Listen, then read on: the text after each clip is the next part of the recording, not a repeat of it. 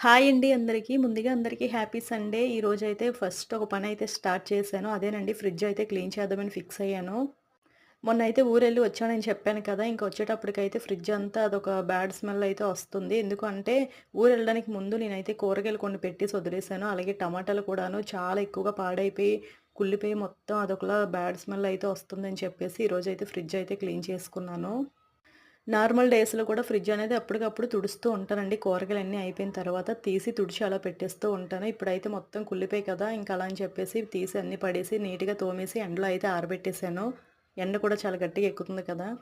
ఇంక మా వారొచ్చి మా పాప కోసమని ఐస్ క్రీమ్ తీసుకొచ్చారు. అది కూడా నేను ఫ్రిడ్జ్‌లో పెట్టేసి మర్చిపోయాను. అది మొత్తం మెల్ట్ అయిపోయి కారిపోయింది. ఇంకా ఈరోజు ముందు వంట చేసే కంటే ఫస్ట్ ఫ్రిడ్జ్ అయితే క్లీన్ చేద్దామని చెప్పి ముందైతే ఫ్రిడ్జ్ మొత్తం తీసి క్లీన్ చేసుకున్నాను. ఎలాగో సండే కదా! ఎలాగో లేట్ అయినా పర్వాలేదని చెప్పేసి ముందైతే ఈ పని స్టార్ట్ చేశాను.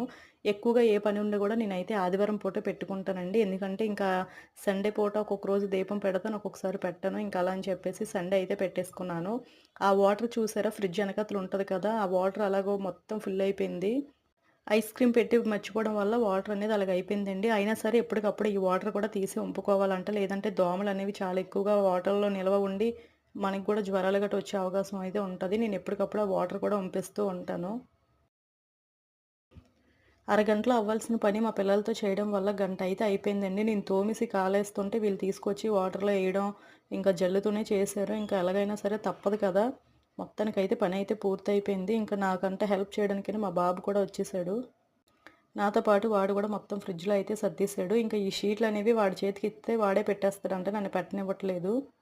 పనంతా చేసినప్పటికి తలప్రాణం తోక్కొచ్చేసింది. చాలా నీరసం అయితే వచ్చేసిందండి.